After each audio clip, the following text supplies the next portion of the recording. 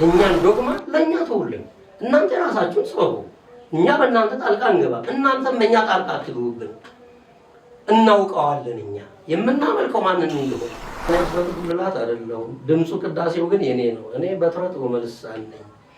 አበበ ጉልላት የሚባለው ምናልባት እንግዲህ በምናብ የተፈጠረው ሰው ምን አይነት እንደሆነ ማላውቅም። አበበ የሚባል ነው ዘመድም የለኝ እውነት ለመናገር ማለት ነው። በኩሉ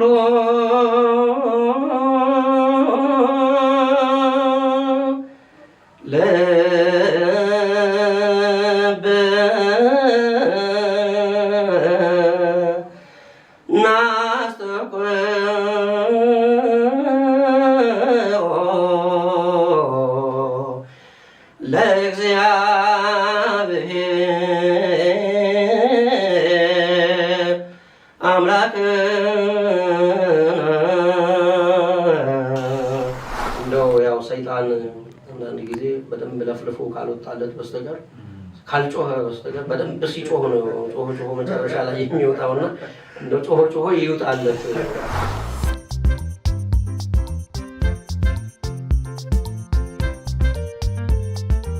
ሰላም ጤና ይስጥልኝ። የተከበራችሁ ወንድሞች እህቶች፣ እናትና አባቶቻችን በያላችሁበት የእግዚአብሔር ሰላም ከእናንተ ጋር ይሁን።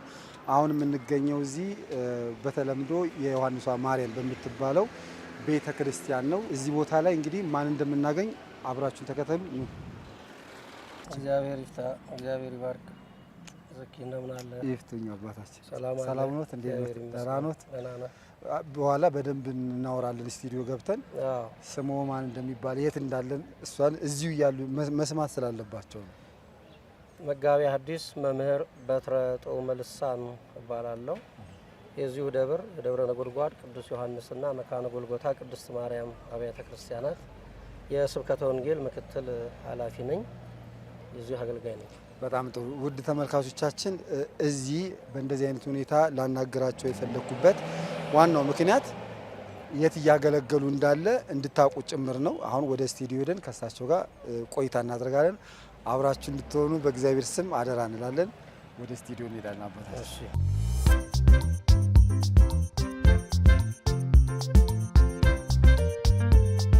ሰላም ጤና ይስጥልኝ። በድጋሚ እንግዲህ ቀደም ሲል ከነበርንበት ከደብረ ነጎድጓድ ቅዱስ ዮሐንስ ቤተክርስቲያን እንደዚሁም ደግሞ መካነ ጎልጎታ ቅድስት ማርያም ቤተክርስቲያን ወደ ስቱዲዮ መጥተናል። አባታችን ያው ስማቸው ራሳቸው እንዲያስተዋውቁ ነው አባታችን እያልኩኝ ያቆዩዋችሁና አንዳንድ ቆይታዎች ይኖሩናል። ሰሞኑን በእሳቸው ዙሪያ የተነገረ አንዳንድ ነገር ስላለ ማለት ነው። አባታችን እንኳን ደህና መጡ። እሺ። በስመ አብ ወወልድ ወመንፈስ ቅዱስ አሃዱ አምላክ አሜን። የሶሻል ሚዲያ ብዙ ሰው እንዳልሆኑ ሶሻል ሚዲያ ላይ ገረፍ ሰዓቶች ሲያሳይ ያን አረጋግጫለሁ። ሰምተዋል አይደል? ምንድን እስቲ ያው እንግዲህ መቼስ ከባድ ነው ሁኔታው። ግን እስቲ ንገሩኝ፣ ምንድን ነው የሰሙት? ስለ እርስዎ የት ነው የሰሙት? እሺ፣ በቅድሚያ ወንድማችን ዘካርያስ በጣም አመሰግናለሁ። በዚህ ጉዳይ ላይ ማብራሪያ እንድሰጥ ስለጋበዝከኝ እጅግ አድርጌ አመሰግናለሁ። የቤተ ክርስቲያን አምላክ ስራህን ይባርክልህ። እንግዲህ በዚህ ሰሞን ያው እኔ በትረ ጥዑመ ልሳን ነኝ። ስሜን ቀይሮ አንድ ወንድም አበበ ጉልላት ነው ብሎ የኔን ድምፅ ቅዳሴ ድምፅ ከዩቲዩብ ላይ ወስዶ ለቆ ሞቷል እያለ ሲናገር በተደጋጋሚ ብዙ ቲክቶከሮች እና ዩቲዩበሮች ለቀው ተመልክቻለሁ። በመጀመሪያ ይህንን የሰማሁት ባለቤቴ ናት። አይታ በቴሌግራም ላከችልኝ። ቅድም አንተ እንደገለጽከው እኔ እዚህ ሶሻል ሚዲያ ላይ ብዙ አይደለሁም፣ በተለይ ቲክቶክ ላይ ብዙ አይደለሁም እና እዛ ላይ ነው አይታ የላከችልኝ። በኋላ ስመለከተው በቀጥታ እኔ ነው የሚመለከት ሆኖ አገኘሁትና እንግዲህ ፍጹም ያልጠበቅኩትና የማይመሳሰልም የማይመስልም ነገር ነው እየተገለጠው። እኔ ይሄንን ያለው ወንድም ኤርሚያስ እንደሚባል ያው አብዛኛዎቹ በዚህ የቤተክርስቲያናችን ልጆች ቲክቶክ ላይ ዩቲዩብ ላይ የሚሰሩ ልጆች ያውቁታል። በሶሻል ሚዲያም ቤተክርስቲያንን ሲሳደብና የማይገባ ነገር ሲናገር እኔም የተወሰነ ጊዜ አይቼዋለሁኝ። ከዛ በተረፈ እኔ በአካልም አላቀውምም አይቼውምም አላቅምም። እሱ ያለው ግን እንግዲህ እንደምንተዋወቅና አብረን አፈር ፈጭተን አድገናል ነው የሚለው። እኔ እንኳን ከእሱ ጋር አፈር ፈጭቼ ላድግ በአካልም አላቀውም አይቼውምም አላቅምም። እሱ ያለው አካባቢም አይደለም የተወለድኩትም ከእሱ ጋርም አይደለም። ዲቁናም እሱ ካላቸው ሊቀ ጳጳስ አይደለም የተቀበልኩት። እኔ ከብፁዕ አቡነ ጎርጎርዮስ ነው የተቀበልኩት። አውራጃ ከተማ ላይ መድኃኔዓለም ቤተክርስቲያን እያለ ነው የሚገልጠው። አውራጃ የሚባለው እንግዲህ እንደምንሰማው በደርግ ዘመን ነው። እኔ በዛን ዘመን ቀዳሽም አይደለሁም። በአጠቃላይ ብቻ በምንም የማይገናኝ ነገር ነው እና ያየሁት እኔ በጣም ትንሽ ግርምትን ጭሮብኛል። ቤተክርስቲያኔን ደግሞ በጣም በማይመጣ ነገር በቤተክርስቲያኒቱ ላይ እኔ ከራሴ ይልቅ እኔ እሱ ስላለ መቼም ሞቷል ነው የሚለው፣ ሞቶ ተቀብሯል ድምፁን ላሰማችሁ ብሎ ነው ከዩቲዩብ ላይ በኋላ መጣበታለሁ። ከዩቲዩብ ላይ የሰራነውን ቅዳሴያችን የተወሰነች ፓርት ወስዶ ነው ማሳመኛ ለመጠቀም የሞከረው። ነገር ግን ኦርቶዶክሳውያን ምዕመናን አብዛኛዎቹ በአገልግሎት ስለሚያውቁኝ መልስ ሰጥተውታል፣ ይታወቃል። ነገር ግን እሱን ደግሞ የሚከተሉ የዋሃን ስለሚኖሩ ምናልባት ይህንን ሐሰት ማጋለጥም ስለሚገባ እውነቱን መናገር ስለሚገባ ይህንን ለመግለጥ እንግዲህ ዛሬ በጋበዝከኝ መሰረት ተገኝቻለሁና እያንዳንዱን ነገር ዲቴል ማስረዳት እችላለሁ። ይሄ ነው እንግዲህ መግቢያዬ። ሰውየው ይሄ ነው እዚህ ጋር የምትመለከቱት ሰው ነው። ስሙ ኤርሚያስ አይተንፍሱ አበበ ወይም ደግሞ በሶሻል ሚዲያ ላይ እንደሚታወቀው ቀለሜ እያሉ ነው የሚጠሩት አብዛኞቹ፣ ግን ስሜ ኤርሚያስ አይተንፍሱ አበበ ነው የሚለው። እንደውም ቆይ ሰምተነው እንመለስ።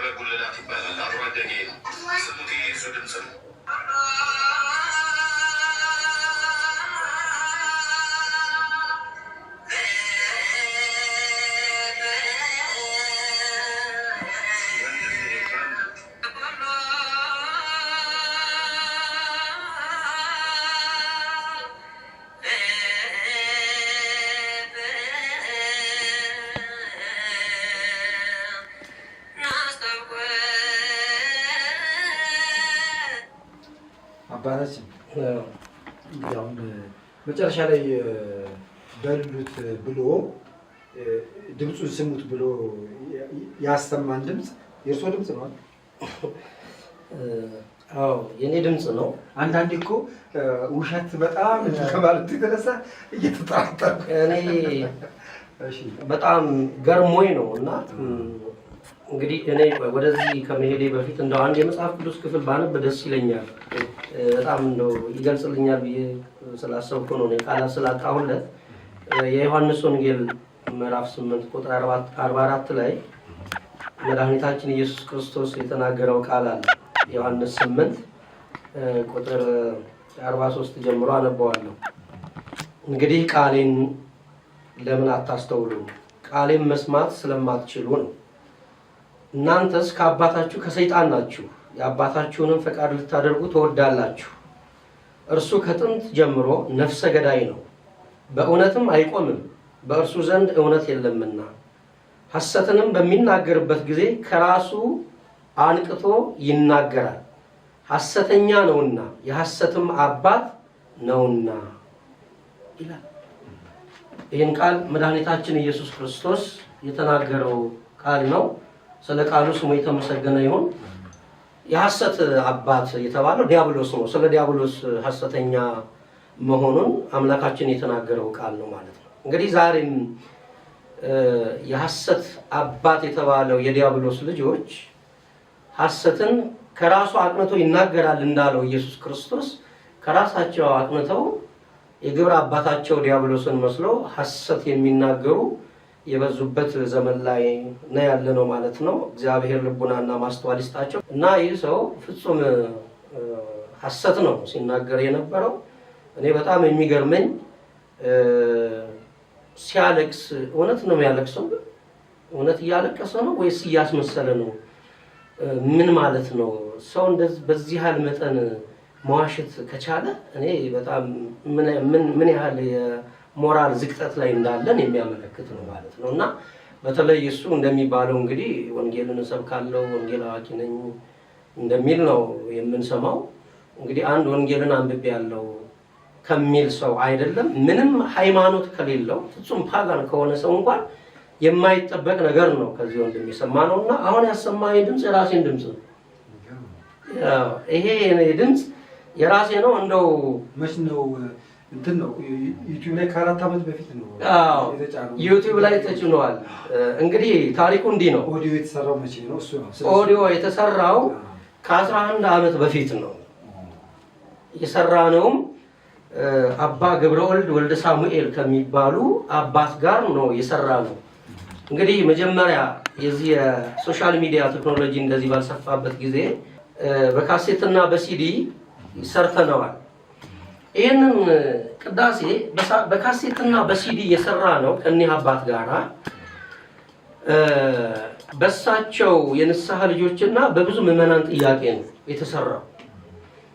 በወቅቱ እኛ ጋር አገልጋይ ነበሩ እሳቸው። አሁን አሜሪካን ሀገር መጀመሪያ እስራኤል ነበሩ፣ በኋላ አሜሪካን ሀገር ላስ ቬጋስ ኪዳነ ምሕረት እያገለገሉ የሚገኙ አባት ናቸው። በአሁኑ ሰዓት እኛ ጋር ዮሐንስ ወልደ ነጎድጓድ ያገለግሉ ስለነበረ ይሄ ጥያቄ ከምዕመናን ሲመጣ ለኔ ሐሳቡን ገለጡልኝ። እኔም ፈቃደኛ ሆንኩኝ።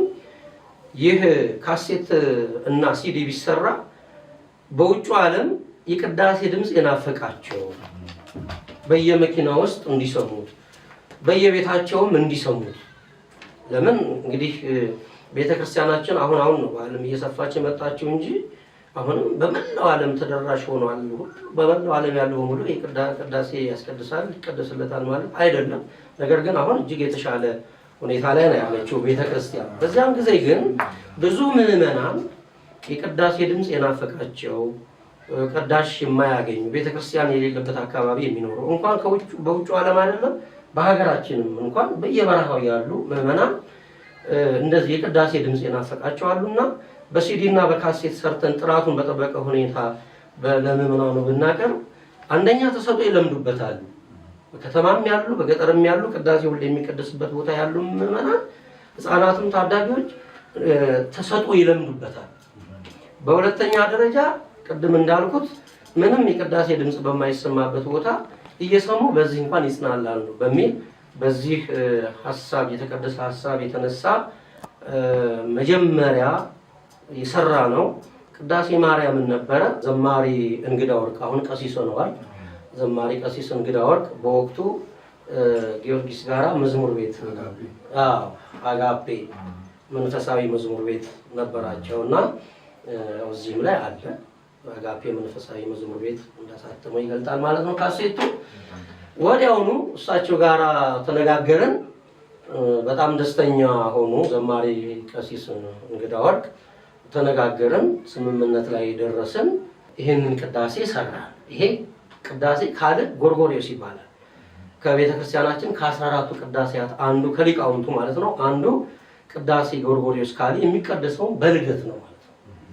የልደት ቅዳሴ ነው የተቀዳ ነው። ይሄንን የተቀረጽ ነው በጾመ ነቢያት ውስጥ ነው እና ለልደት ነው የወጣው ማለት ነው። ካሴቱ የተሰራው ኦልሞስት እንግዲህ ከ11 ዓመት በፊት ሆኖታል ማለት ነው። በዚያን ጊዜ እኔ የደብረ ነጎድጓድ ቅዱስ ዮሐንስ ቤተክርስቲያን ሰባኪ ወንጌል ነኝ። በዚህ ደብር የቆየሁት እኔ ለ20 ዓመታት ነው። ከ20 ዓመት በላይ ሆኖኛል ማለት ነው። ከ1995 ህዳር ወር ጀምሮ እስካሁን ድረስ እንደውም ወደ 22 ዓመት እየተጠጋኝ ነው። ከዛን ጊዜ ጀምሮ በደብረ ነጎድጓድ ቅዱስ ዮሐንስ ቤተክርስቲያን አገልጋይ ነኝ። ማንም ያውቃል። ከኔ ጋራ በወቅቱ ያገለግሉ የነበሩ እንዳሁን በስብከተ ወንጌል በዛ ያለ አባላት ሳይኖሩን ጸባቴ ቆሞስ አባ ወልደ ማርያም አሁን በደብረ አሚን ተክለ ሃይማኖት አስተዳዳሪ ናቸው። አብረን በስብከተ ወንጌል እናገለግል ነበረ። አሁን አለቃ የሆኑት መላከ ሰላም ሰሎሞን በቀለ አሁን በቦሌ ኢምፔሪያል ማርያም አለቃ አስተዳዳሪ ናቸው። እሳቸው ጸሐፊ ሆነው ደግሞ በስብከተ ወንጌል ላይ ብዙ ሰፊ ስራ በደብራችን ይሰሩ ሰፊ ስራ ሰርተናል። ከዛን ጊዜ ጀምሮ እነዚህ አባቶች ቀደም ስለሆነ ያውቃሉ። እስካሁንም ድረስ ነኝ እንግዲህ በደብረ ነጎድጓድ ቅዱስ ዮሐንስ ቤተክርስቲያን አሁን እግዚአብሔር የተመሰገነ ይሁን አግብቼ ወደ ቅስናው መጥቼ በስብከቱም በዝማሬውም በቅስናውም እያገለገልኩ ያለው የቤተክርስቲያን አገልጋይ ነኝ። እንግዲህ ይሄ እሱ ቅድም ያሰማህን ድምጽ የኔ ድምጽ ነው ማለት ነው። ከዚያስ ቅዳሴ ላይ ወስዶ ነው እቺን ድምጽ እንግዲህ ለሚሰሙት ማስተማመኛ እንድትሆን መሰለኝ አበበ ጉልላት ነው ወንድሜ ነው አብረን አፈር ፈጭተን አድገናል እያለ እየዋሸ ነገር ግን የኔን ድምጽ ነው ለማስተማመኛ ያስገባውና እኔ አበበ ጉልላት አይደለሁም። ድምጹ ቅዳሴው ግን የኔ ነው። እኔ በትረት ወመልሳን ነኝ። አበበ ጉልላት የሚባለው ምናልባት እንግዲህ በምናብ የተፈጠረው ሰው ምን አይነት እንደሆነ ማላውቅም። አበበ የሚባል ነው ዘመድም የለኝ እውነት ለመናገር ማለት ነው። እና የሚገርም አጋጣሚ እና እቺን እንግዲህ እሱ ቆርጦ የላካትን እኔ አሁንም በቅስናውም ቢሆን እቺ ዲያቆን የሚላት ናት ልላት እችላለሁኝና ምንድነው በኩሉ ልብን አስተውቆ ነው በፍጹም ልብ አምላካችን እግዚአብሔርን እንማልደው ያማረ የመንፈስ ቅዱስን አንድነት ይሰጠን ዘንድ የምትል ናት። ቄሱ ሀበን ከማለቱ በፊት ሁሉ ጊዜ ቅዳሴ ላይ የምትባል ናትና እችን ነው ቆርጦ እንግዲህ ያለው። ያን ጊዜ በጣም ልጅ ነኝ እዚህ እንትኑ ላይም እንደሚታየው እና ድምጼም ልክ እንደ ሰውነቴ በጣም ቀጠን ያለ ነው። አሁን ትንሽ ወፈር ይችላልና ነገር ግን እኔ ቅዳሴ እንደሆነ ፍጹም ወዙም ስለማይጠፋ ስላለ እንግዲህ እቺን ላሰማ እችላለሁ ማለት ነውና በኩሉ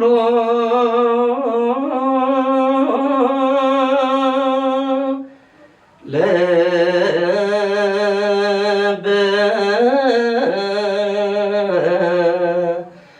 ናስተቆ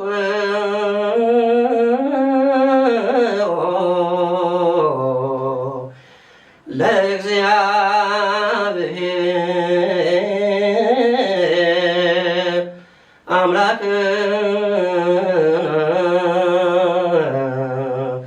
ህብረተ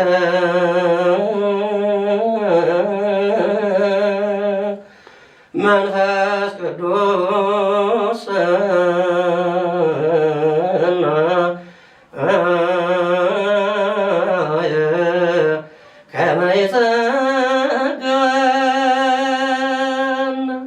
የምትለውን ፓርት ወስዶ ነው እንግዲህ አበበ ጉልላት ነው ያለው። በህይወት ያለን ሰው ሞቷል ማለት እጅግ በጣም በእግዚአብሔርም ዘንድ ኃጢአትም ነው፣ በምድራዊም ሕግ ወንጀል ነው። እኔ በዚሁ አጋጣሚ ይህ መልእክት ይደርሰዋል ብዬ ለዚህ ወንድም ተማምናለሁኝ። ይቅርታ ቢጠይቅና ንስሐ ቢገባበት መልካም ነው። በእግዚአብሔርም ዘንድ ንስሐ ይገባበት፣ በምድራዊውም ደግሞ ወንጀል ስለሆነ ይቅርታ ይጠይቅበት።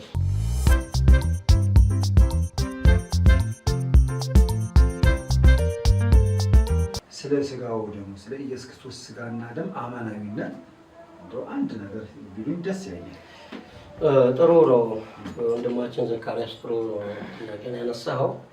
እንግዲህ ቅድም እንዳልከው ነው እነዚህ ወገኖች ብዙ ጊዜ በእመቤታችን ላይ በቅዱሳን ላይ በታቦት ላይ እሱንና እሱን የሚመስሉ ወንድሞች ሁሉ በተለይ በዚህ ቤተክርስቲያን የነበሩና አሁን ከዚህ ቤተክርስቲያን የወጡት የራሳቸውን ከመስበክና የራሳቸውን ማካሄድ ይልቅ እንደወጡችን ቤተክርስቲያን ማጥላላትና የዚህችን ቤተክርስቲያን ገመና ያወጡ መስሏቸው የተደበቀ ገመና ያላት ይመስል መስሏቸው ብዙ ይላሉ። አሁን ቅድም እንዳልከው ብዙ ብለው ምንም ህዝቡም ስላልሰማቸውና በዚህ መንገድ ተከታይ ስላላፈሩ አሁን የገቡት በእንዲህ አይነት ሁኔታ ነው ማለት ነው። በቃ የአባቶችን የሌለ ነገር መለጠፍ፣ እንደገና ደግሞ በዚህ በምስጢራት ላይ ነው አሁን እያተኮሩ ያሉት። ይሄም አያዋጣም። ቅድም እንዳልነው ኃጢአትም ነው ወንጀልም ነው። እንግዲህ ምስጢረ ቁርባን ማለት በቤተ ክርስቲያናችን የመጀመሪያው የመጨረሻው ትልቁ ምስጢር ነው።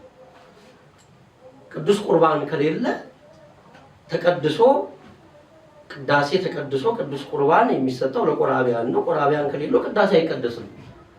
ቅዱስ ቁርባን ከሌለ ማህሌት አይቆምም። ቅዱስ ቁርባን ከሌለ ሰዓታት አይቆምም። የሁሉም ነገር መደምደሚያው ቅዳሴ ነው። ቅዳሴው የምናገኘው ቅዱስ ቁርባኑን ነው ማለት ነው። ቅዳሴው የሚቀደሰው ቅዱስ ቁርባኑን ለመቀበል ነው ማለት ነው። የጌታን ስጋና ደም ለመቀበል ነው። ስለዚህ የሁሉም የአገልግሎታችን ሁሉም መደምደሚያው የጌታችን የመድኃኒታችን የኢየሱስ ክርስቶስ ቅዱስ ስጋና ክቡር ደም ነው። ይህንን ደግሞ መድኃኒታችን ኢየሱስ ክርስቶስ በዮሐንስ ወንጌል ምዕራፍ 6 ላይ ስጋዬን የበላ ደሜን የጠጣ የዘላለም ሕይወት አለው፣ ስጋዬን ያልበላ ደሜን ያልጠጣ የዘላለም ሕይወት የለውም። ስጋዬ እውነተኛ መብል ነው፣ ደሜን እውነተኛ መጠጥ ነው። ስጋዬን የሚበላ ደሜን የሚጠጣ ከኔ ጋር ይኖራል፣ እኔም ከእርሱ ጋር እኖራለሁ። ስለዚህ ከክርስቶስ ጋር ላለን ህብረት ከክርስቶስ ጋር ለመኖር ማረጋገጫው የጌታችን የመድኃኒታችን የኢየሱስ ክርስቶስ ቅዱስ ስጋና ክቡር ደም ነው። ይሄ የቤተ ክርስቲያናችን ምስጢራተ ቤተ ክርስቲያን ብላ ከምታስተምረው ዶግማ ከማይሻሻለው ከማይለወጡት ትምህርት ሃይማኖት ከሆኑት አንዱ እና ዋነኛ የምስጢረ ቁርባን ነው ማለት ነው። እና ይህንን ቅዱስ ቁርባን መድኃኒታችን ኢየሱስ ክርስቶስ በማቴዎስ ወንጌል ምዕራፍ 26 ላይ በዕለተ ሐሙስ ዓርብ ከመሰቀሉ በፊት ቅዱሳን ሐዋርያት የመጀመሪያዎቹን ቆራቢዎች ቅዱሳን ሐዋርያትን ሰብስቦ በግራና በቀኝ አድርጎ አሳልፎ የሚሰጠውን ይሁዳን ሳይቀር ሳይለየው ማለት ነው እንካችሁ ብሉ ይህ ህብስት ስጋዬ፣ ይህ ህብስት ስጋዬ ነው፣ ይህ ጽዋ ደሜ፣ ይህ ጽዋ ደሜ ነው፣ እንካችሁ ብሉ እንካችሁ ጠጡ ብሎ አማናዊ የሆነውን ቅዱስ ስጋውንና ክቡር ደሙን በዕለተ ሐሙስ በጸሎተ ሐሙስ መስርቶልን እንድንቀበለውና እንድንድን አምላካችን እግዚአብሔር ሰጥቶናል። ስለዚህ ይሄ የቤተ ክርስቲያናችን የማይለወጥ የማይናወጥ ህይወት የምናገኝበት ምስጢረ ቁርባን ነው ማለት ነው። እና በዚህ ላይ ነው ወንድማችን ትልቅ የማይገባ ነገር የሰነዘረው። እኔ እሱ ያለውን ቃል በቃል ለማለት ስላልፈለኩ ነው። እንግዲህ አንዳንድ ጊዜ ብፁዕ አቡነ ጎርጎርዮስ በረከታቸው ይደርብን እንዲህ አይነት ሰዎች የተናገሩትን ደግማችሁ አትናገሩት፣ ሳይከፍሉ ማስተዋወቅ ነው ይላሉ። በእርግጥ ምዕመናንን ለማስተማር እንዳይደናገሩ ያው ጉዳዩን ጠይም አድርጎ ማስተላለፍ ተገቢ ነው። ነገር ግን እሱ የተናገረውን ቃል በቃል መናገር ለማሰብም ይከብዳል። ለምን? እኔ ቅድም እንዳልከው ከህፃንነት ጀምሮ አፌን የፈታሁት በቤተ ክርስቲያን ትምህርት ነው። በቤተ ክርስቲያን ነው ያደግኩት እስካሁን ድረስ ከልጅነት እስከ እውቀት ይሄን ያህል ዘመን በዲቁናም በክህነትም በቅስናም እየቀደሱ ነው እያገለገልኩ እዚህ የደረስኩት። እኔ በእንዲህ አይነት ሁኔታ ሰው ሲድን እንጂ ሰው ሲሞት አይቻላልም። ለምን? ህይወት የሆነን ዘንድ ነው አምላካችን የሰጠን እንጂ የሚገል አይደለም። ስለዚህ እንኳን ሊናገሩት ሊያስቡትም እጅግ በጣም ከባድ ነው። እንደውም አንድ ኮሜንት ላይ ቅድም እየነገሩኝ ነበር መርዝን የሚገድል መድኃኒት ነው እንጂ መርዝ አይደለም። ስጋው ደግሞ መርዝን በጣም ይገላል እንጂ መርዝ ራሱ መርዝነትን ይገላል እንጂ ስጋው ደግሞ መርዝ ሆኖም አያውቅም።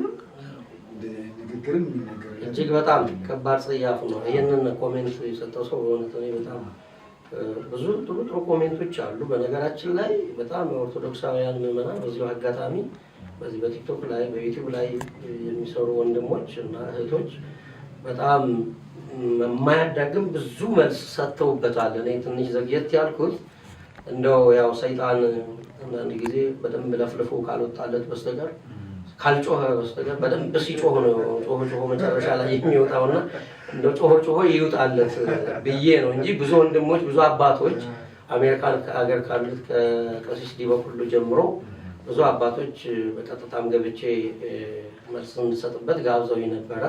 ነገር ግን ትንሽ ጮህ ይውጣለት ብዬ ነው አሁን ጊዜውም ስለሆነ ነው። እና አሁን ደግሞ በሁለተኛው በሶስተኛው ቪዲዮ ላይ እንደው በህይወት ካለ አምጡት፣ በህይወት የለም ሞቷል የሚል ነገር ስላለ ነው። እና እኔ ይህንን ነገር ሳይ በጣም ካስገረሙኝ ኮሜንቶች በሰልክ ካሉት ኮሜንቶች መካከል አንዱ አሁን ያልከው ነው። እና መርዝን ኃጢአትን መርዝ ዲያብሎስን የሚያሸንፈውን በመርዝ አድርገው ገደሉበት የሚለው ነገር እጅግ በጣም ለመናገር ለማሰብ የሚቸገርና ወንድማችን አሁን ደጋግሜ የምናገረው ንስሐ ገባበት በእግዚአብሔር ዘንድ ያስጠይቅሃል፣ በምድራዊም ሕግ ያስጠይቅሃል። ይቅርታ ካልጠየቅበትና ንስሐ ካልገባህበት በሕጉም የምንሄድበትን መንገድ እዛው አካባቢ ብዙ ሰዎች ስላሉ በየትኛውም ዓለም ሕግ የሚያውቁ የቤተክርስቲያን ልጆች ቤተሰቦችም ስላሉ ይቅርታ ካልጠየቅበት በስተቀር በሕይወት ያለን ሰው ሞቷል ማለት ወንጀል ነው። ቤተክርስቲያናችንንም ትልቁን ምስጢር እንዲህ ማለት ኃጢአትም ነው። የቤተክርስቲያንን መብት የኔን መብት ለማስከበር ወደ ሕግ የምንሄድበትን መንገድ እያሰብን የምንገኝ ነገር ግን ይቅርታ ከጠየቀና ያለውን ነገር ካስተባበለ ሌሎች ብዙ ሊስቱ የነበሩ ነፍሳትን መመለስ ስለሆነ ምናልባት በዛን ጊዜ የምናየው ይሆናል። ይቅርታ ካልጠየቀበት ግን ቤተክርስቲያኗም እኔም መብታችንን ለማስከበር በሕግ የምንሄድበት ነገር ነው። በጣም ጥሩ አባታችን አመሰግናለሁ። ምን እንጠይቅላችሁ? እንደዚህ አይነት ሰው እኚህን አባት ሞቷል ብሎ ሚዲያ ላይ አስተላልፏል፣ ግን እኚህ አባት በሕይወት አሉ፣ ምን እንጠይቅላችሁ ብዬ ቪዲዮ በለቀቁበት ሰዓት አንዳንድ ሰዎች ገብተው ጌታን ተቀበሉ በላቸው፣ ኢየሱስ ክርስቶስን ተቀበሉ በላቸው ብሎ ይጠየቀኛል። ኢየሱስ ክርስቶስ ሕይወቴ ነው ብሎ ላመነ ሰው ወንጌልን ከንባብ ወደ ጸሎት እንደነ አባቶቻችን እንደነ አቡነ ሀብተ ማርያም በቀን 4ቱንም ወንጌል እያነበቡ እየጸለዩበት ያሉ አባቶች የበቀሉባት ናት ይህች ቤተክርስቲያን። እኛ የእነሱ ልጆች ነን። እንደዚህ አይነት ሕይወት ያላትን የቤተክርስቲያንን እና የቤተክርስቲያን ልጆች ኢየሱስን ተቀበሉ ማለት ጽርፈት ስድብ አይሆንም ማለት ነው። እንግዲህ ይሄ ጥያቄ ከነማን እንደሚመጣ የታወቀ ነው፣ ግልጽ ነው። ስለዚህ ያው ብዙ ድፍረት የበዛበት ጊዜ ስለሆነ ብዙ አያስገርምም ማለት ነው። እንግዲህ ኢየሱስን እንዲቀበሉ ነገራቸው እኛ ኦርቶዶክሳውያን ኢየሱስ ክርስቶስን እኔን የሚመስሉ አባቶችም ወንድሞችም አጠቃላይ ምዕመናን ክርስቲያኖች በሙሉ ኢየሱስ ክርስቶስን የምንቀበለው በጥምቀት በ40 ቀናችን ነው። ስለዚህ እኔ በ40 ቀኔ ኢየሱስ ክርስቶስን ከሚያውቅ ቤተሰብ ተገኝቼ ከሚያውቅ ብቻ ሳይሆን ኢየሱስ ክርስቶስን ሕይወታቸውን ሙሉ ካገለገሉ የቤተ ክርስቲያን አባት ነው የተገኙት። የኔ አባት መላከ ሰላም መምህር ቶመ ልሳን ይባላሉ። ትልቅ የቤተ ክርስቲያን መምህር ናቸው። የድጓ ያቋቋም እና የዝማሬ መዋሥዕት መምህር ናቸው። የኔ አባት ብዙ የቤተ ክርስቲያን ሊቃውንት ያውቋቸዋል በታሪክ እጅግ በጣም ሕይወታቸውን ሁሉ ለቤተ ክርስቲያን የሰጡ እኛም በዚሁ ፈለግ እኔም ወንድምም አለኝ አውስትራሊያ ሀገር እንደዚሁ በቤተ ክርስቲያን የሚያገለግል ሌሎችም ወንድሞች አሉኝ። አሁን አገልግለው በሌላ በአገልግል ስራቸው ነው ያሉት እና ሁላችንም በቤተ ክርስቲያን ነው ሌሎቹም ያለፉት ማለት ነውና ከእንዲህ አይነት ቤተሰብ እየተገኘሁና ሁላችንም ገና በ40 እና በ80 ቀናችን ኢየሱስ ክርስቶስን ተቀበለን የመንፈስ ቅዱስ ልጆች ሆነን ያደግንን እንጂ ዝም ብለን እንደዋዛ በየመንገዱ በማንኛውም ቦታ ኢየሱስ ክርስቶስን እንደቀላል እንደሸቀጥ ዝም ብለን የምንቀበለው አይደለም። ኢየሱስ ክርስቶስን በጥምቀት አማካይነት የመንፈስ ቅዱስ ልጅነት ስናገኝ በክርስቶስ ክርስቲያን የምንሰኘው እኮ ያን ጊዜ ነው፣ በጥምቀታችን ነው ማለት ነው። ስለዚህ በዮሐንስ ወንጌል ምዕራፍ 3 ላይ መድኃኒታችን ኢየሱስ ክርስቶስ ለኒቆዲሞስ እንዳስተማረው የጥምቀትን ነገር እንዳስተማረው ከመንፈስ የተወለደ መንፈስ ነው፣ ከሥጋ የተወለደ ሥጋ ነው። ከውሃና ከመንፈስ ካልተወለዳችሁ በስተቀር እግዚአብሔር መንግስት ልታዩ አትችሉም የሚለው ይሄ ልክ ከሥጋ ከአባታችን አብራክ ወጥተን ወደ እናታችን ማህፀን ሰው ሆነን 9 ወር ከ5 ቀን በእናታችን ማህፀን ቆይተን በሥጋ ከተወለድን በኋላ ዳግመኛ የምንወለደው በጥምቀት ነው ማለት ነው። በጥምቀት ለመወለድ ደግሞ የግድ ማርጀትና ትልቅ መሆን የለብንም። አምላካችን በ30 ዘመኑ የተጠመቀው እሱ ለኛ አርአያ ምሳሌ ለመሆን ነው እንጂ መንፈስ ቅዱስ ልጅነትን ለማግኘት አይደለም። እሱ የእግዚአብሔር ልጅ ነው አይደለም እንዴ? እኛ ግን የእግዚአብሔር የመንፈስ ቅዱስን ልጅነት በክርስቶስ ክርስቲያን ለመሰኘት የግድ እነሱ እንደሚሉት ትልቅ እስከምናድግ ጎልማሳ ወጣት እስከምንሆን መጠበቅ የለም። በደንብ አስረግጬ መናገር እፈልጋለሁ። የኢየሱስን ስም እየጠራ ኢየሱስን የሚያስክድ አደገኛ ትውልድ መጥቷል። እኔ እንደዛ ነው ማለት ነው። እውነት ነው። በኢየሱስ ክርስቶስ ያመነን ሰው ዕለት ዕለት ከኢየሱስ ክርስቶስ ጋር ለመኖር የሚጣጣር ምእመን ኢየሱስን ተቀበል ማለት ስድብ ነው። እውነት ነው። ስድብ ነው። ምክንያቱም እውነተኛውን ኢየሱስ ክርስቶስን ተማላጁን ኢየሱስ ክርስቶስን የእግዚአብሔር አብ የባህሪ ልጁ የሆነውን ኢየሱስ ክርስቶስን ጥለ ፍጡርና አማላጅ ኢየሱስን ተቀበል ነው እነሱ እያሉን ያሉት።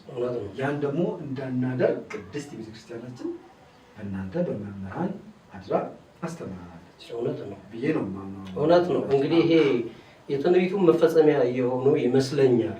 ያው ማቴዎስ 24 ላይ ብዙዎች በስሜ ይመጣሉ ነው የሚለውና እንግዲህ ቅድም እንዳልከው ኢየሱስ ነው የሚሉት፣ ነገር ግን ትክክለኛውን ኢየሱስ አይደለም። ትክክለኛው ኢየሱስ ተማላጅ እንጂ አማላጅ አይደለም። ትክክለኛው ኢየሱስ ፍጡር ሳይሆን ፈጣሪ ነው። ስለዚህ እኛ ሁሉ ክርስቲያን የተባልነው በኢየሱስ ክርስቶስ ነው።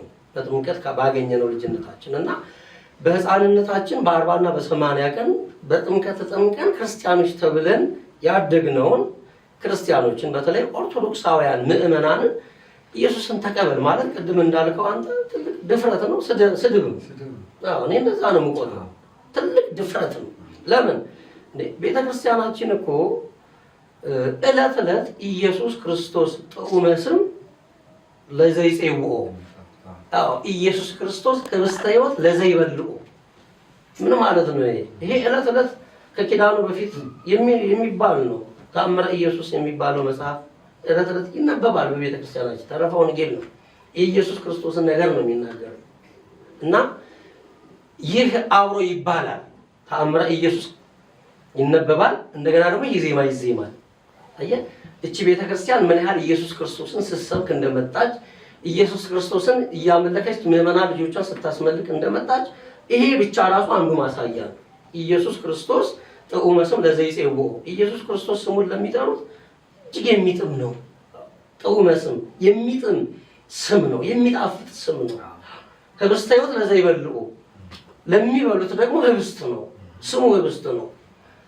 ህብስተ ሕይወት ለዘይበልዑ፣ እንደገና ኢየሱስ ክርስቶስ ጽዋዐ መድኃኒት ለዘይጸሙ፣ ለተጠማ ደግሞ የሚያረካ የህይወት መጠጥ ነው። ማን? ኢየሱስ ክርስቶስ። ይህንን እያለች በማህሌቱም በሰዓታቱም ዘወትርም በኪዳኑ እንዲህ እያለች ነው ቤተክርስቲያናችን ኢየሱስ ክርስቶስን ስታስመልከው ስታመልከው የኖረችው እና ኦርቶዶክሳውያንን እንዲህ ብሎ ማለት ትልቅ ድፍረት ነው እና እግዚአብሔር ልቦና ይስጣቸው ነው የምንለው። እንግዲህ ሌላ ምን ይባላል? እውነት ነው።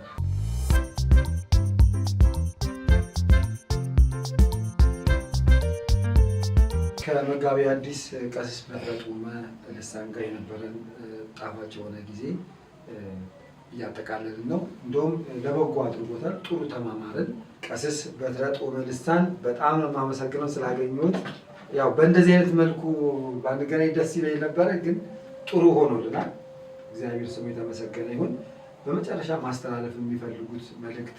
በመጨረሻ ላይ ወንድም ኤርሚያስ በእውነት ያስተላለፍከው ነገር አንድ ወንጌልን አውቃለሁ ክርስቶስን አውቃለሁ ከሚል ሰው አይደለም፣ ምንም ሃይማኖት ከሌለው ከአንድ ፓጋን እንኳን አይጠበቅም። ስለዚህ የማታውቀኝን አውቀዋለሁ እያልክ አንድ ቀን እንኳን ተያይተን በምንም የማንገናኝ ሰዎች ወንድሜ ነው አበበ ጉልላት ነው እያልክ ስሜ ያልሆነውን ስም ሰጥተህ የኔን ድምጽ እየለቀቅ እንደዚህ መዋሸት በእውነት ትልቅ ከህሊና ቢስነት ነው። እንኳን አንድ ወንጌልን አውቃለሁ ከሚል አይደለም፣ ምንም ሃይማኖት ከሌለው ሰው እንኳን አይጠበቅም። ስለዚህ አንተ ለእግዚአብሔር ተገዢ ከሆንክ ለህሊና ተገዢ ትሆናለህ።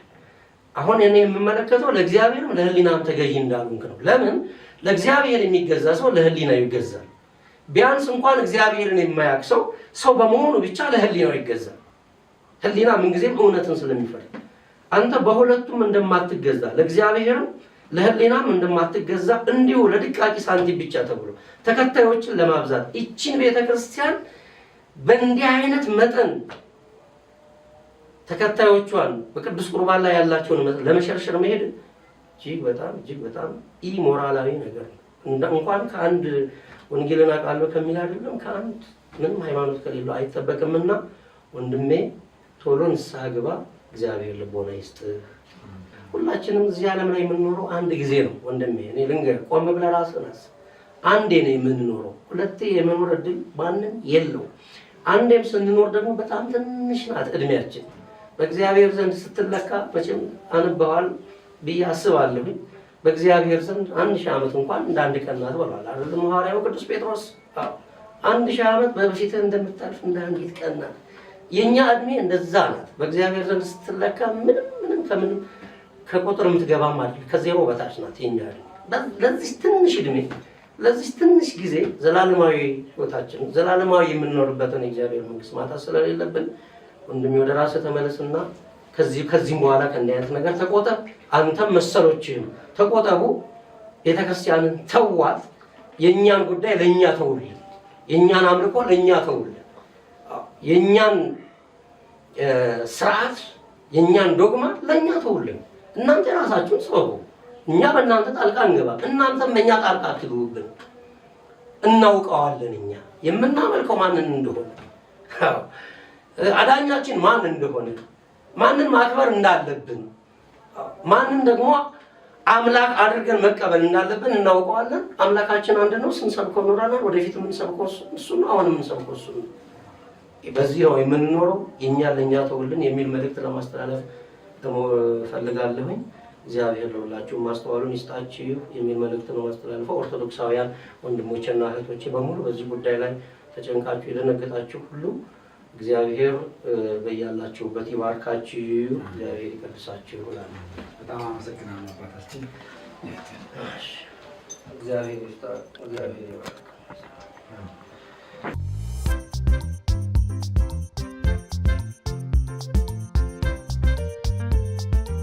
ሰላም ለእናንተ ይሁን። የተወደዳችሁ የጌታ ቤተሰቦች ከእግዚአብሔር ከአባታችን ከጌታም ከኢየሱስ ክርስቶስ ጸጋና ሰላም ይብዛላችሁ። ወንድማችሁ መርጌታ ምስጢሩ መዝገቡ ነኝ ከተሐድሶ ማኅበረ ጽዮን ሰማያዊት የክርስቶስ ቤተክርስቲያን።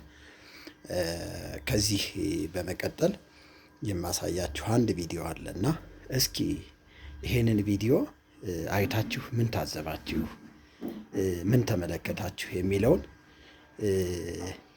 በጥያቄ አስቀምጬላችኋለሁ። ይሄንን ቪዲዮ ሼር በማድረግ ሰብስክራይብ በማድረግ ለብዙ ሰዎች ተደራሽ እንዲሆን አድርጉልኝ። እወዳችኋለሁ። ሻሎም